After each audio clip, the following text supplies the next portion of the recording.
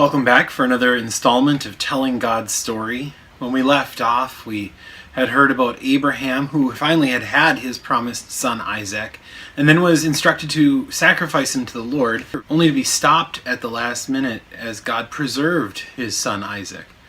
Now we're going to hear about Isaac's sons, Esau and Jacob. The sons of Isaac have a contentious relationship from the start. Esau is the firstborn, but he comes out with Jacob clutching at his heels. Esau is a rugged outdoorsman, and we get the impression at least that he's quicker to speak than to think, while Jacob prefers to stay in tents and is a quiet man. Now, Isaac preferred Esau, but Rebekah, the boy's mother, preferred Jacob. Esau is headstrong and impulsive. At one point, he sells his birthright, the right to be considered the firstborn and to inherit a greater part of their father's estate. He sells it to his brothers Jacob for a bowl of stew, simply because he was hungry. A Hebrew father had two special gifts for his firstborn, the birthright, which I just mentioned, as well as a blessing that he would place upon his firstborn before he died. And we read about the giving of Isaac's blessing in Genesis chapter 27. So as you read in Genesis chapter 27, Isaac tells his son Esau that he intends to bless him. But Rebekah overhears and intercedes and conspires with her preferred son Jacob to steal the blessing for Jacob. As we read through this, it's a tale that involves a deceptive meal.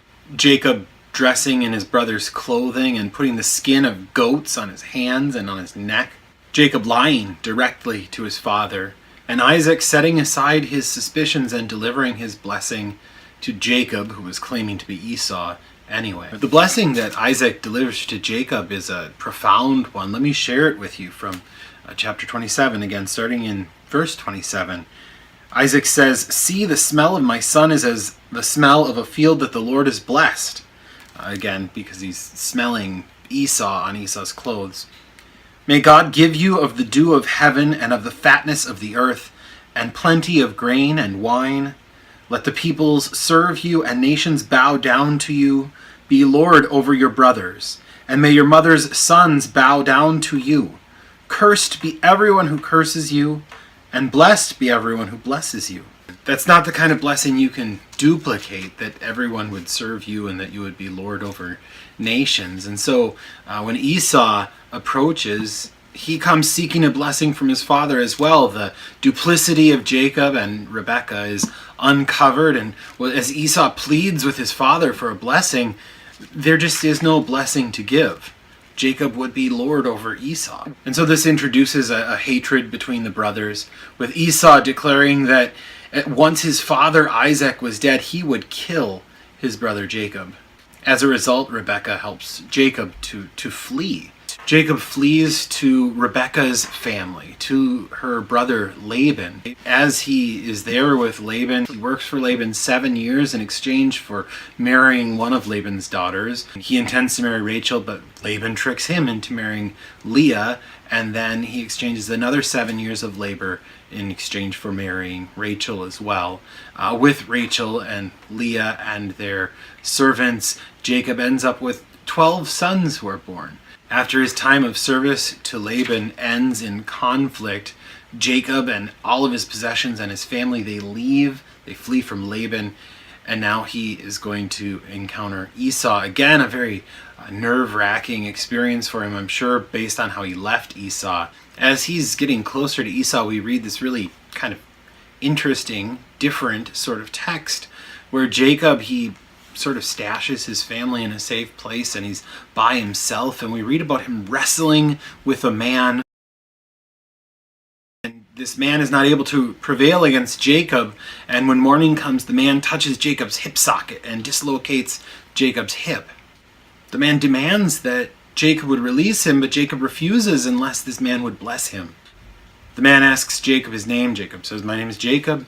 The man says, "No, no longer is your name Jacob. Now your name will be Israel, for you have wrestled with God and have prevailed."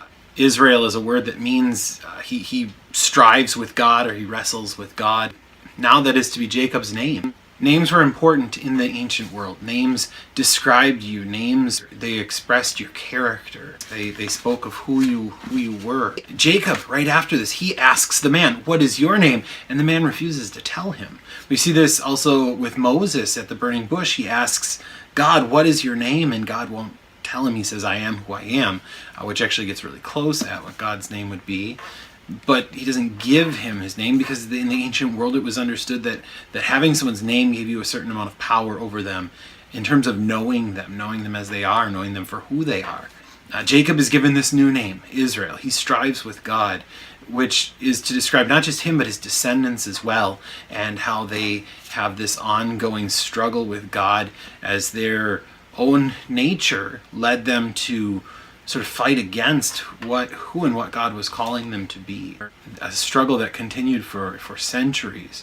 And I suppose in a certain way continues still to this day as all of God's people are sort of engaged in struggle against the sinful flesh within themselves. Well, anyhow, we're continuing to trace this thread. Abraham, now Isaac, Jacob. This is the thread of God's working amongst people to achieve his purposes. Next time we'll hear about Jacob's son Joseph and how God worked through amazing circumstances in Joseph's life to get his people to where he needed them to be so that hundreds of years later he could bring them out of that place and into the promised land. And so I invite you to join us again next time as we continue telling God's story.